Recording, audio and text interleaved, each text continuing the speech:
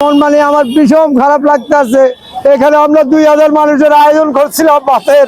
2000 মানুষ খাবে, 1000 মানুষ ফ্রি খাবে বা 100 মানুষ ফ্রি খাবে।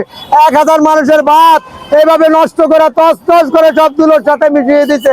আমার প্রচুর খারাপ লাগতেছে যে এই ভাতের জন্য আমরা গরিব দুঃখী মানুষ এত কষ্ট করি, দিন রাত পরিশ্রম করি, সেই ভাত আজকে 1000 মানুষের খাদ্য এভাবে আসে আমাদেরকে নোটিশও দেওয়া হয়নি, বলা হয়নি, 2 মিনিট সময় দিয়া সর্বকিছু এভাবে দুলোর সাথে মিশিয়ে দিয়েছে। আসসালামু আলাইকুম। ওয়ালাইকুম সালাম ওয়া রাহমাতুল্লাহি ওয়া বারাকাতুহু। চাচা, আপনি মিজান ভাই এখানে কি হিসাবে আছেন, কি করেন? আমি বাবুর্চি কাজ, রান্নার কাজ, পানি আনার কাজ, বিভিন্ন কাজে থাকি, এখানে কাজে করি। মিজান ভাইয়ের স্টাফ, আমি ভাইরাল মিজান ভাইয়ের স্টাফ। মিজান ভাই মানুষ কিরকম? মিজান ভাই মানুষ হিসেবে খুবই ভালো, মহৎ মনের মানুষ। ওনার 1 কোটি মানুষের মধ্যে এরকম মনের মানুষ হতে পারে না।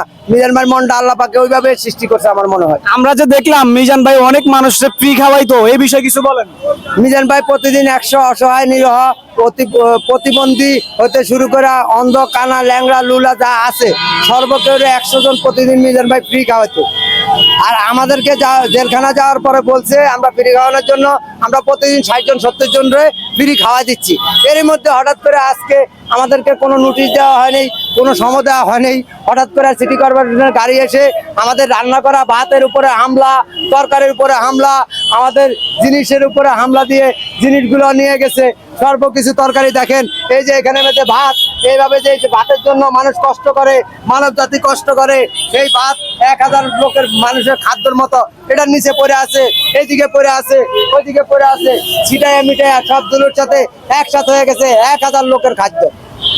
আমরা যেটা দেখলাম হচ্ছে মিজান ভাই যত পরিমাণ মানুষের ফ্রি খাওয়া, অনেক বড় লোকরা আছে, অনেক কোটিপতিরা আছে, মানুষ এরকম মানবিক কাজ করে না বা ফ্রি খাওয়া না, এই বিষয়ে কিছু বলেন। আল্লাহ পাক রব্বুল আলামিন কোটি টাকার মালিক বানায় দিতে পারে, কিন্তু কোটি মানুষকে খাওয়ানোর মতো মন সকলরে আল্লাহ দান করে না। আল্লাহ ওনারে দান করছে, উনি কোটিপতিও না, একটা উনিও গরিব অসহায়, ওনারে অনেক সহযোগিতা করে। উনি এই ব্যবসা করে যে টাকা লাভ হয় এর মাঝের থেকে 100 মানুষকে উনি ফ্রি খাওয়ায়। অনেকদিন থেকে চালানো ওঠে না, আমরা স্টাফরা টাকা দিতে হিমশিম খায়, লজ্জার বিষয়। তারপর আমরা নিই আলহামদুলিল্লাহ, যে সময় ফ্রি খাওয়ায় এরকম তো হয়তো পাই না, এরকম তো দোকান করে 10-15 হাজার টাকা লাভ হয়, এরকম তো আবার মিজান ভাই আমাদেরকে খুশি করে বকশিস পর্যন্ত দিয়ে দেয়। ওনার মতো মনের মানুষ হইতে পারে না। আল্লাহ কোটি কোটি টাকার মালিক দিতে পারে, কিন্তু একজন মানুষকে খাওয়ানোর মতো তৌফিক সবারে দেয় না। কিন্তু মিজান ভাই আল্লাহ পাক এতটুকু তৌফিক দিয়েছে যে 100 মানুষ প্রতিদিন প্রতিবন্ধী অসহায় নিরহ মানুষকে খাওয়াইতে পারে। এটা আল্লাহ পাকের একটা রহমত, আল্লাহ থেকে আসছে। আমরা একটা ভিডিওর মধ্যে দেখলাম মিজান ভাই যখন অ্যারেস্ট করা হয়েছিল, তখন মিজান ভাই কিন্তু বলছিল যে আমাকে অ্যারেস্ট করে নিয়ে যাবে আমার হোটেলটা ভেঙে ফেলার জন্য। তার মানে মিজান ভাই কি বুঝতে পারছে আসলে মিজান ভাই যে কথাটা বলে গেছিল, এখন তো আমরা দেখতে আসি বাস্তবে সেই ঘটনাই হয়েছে।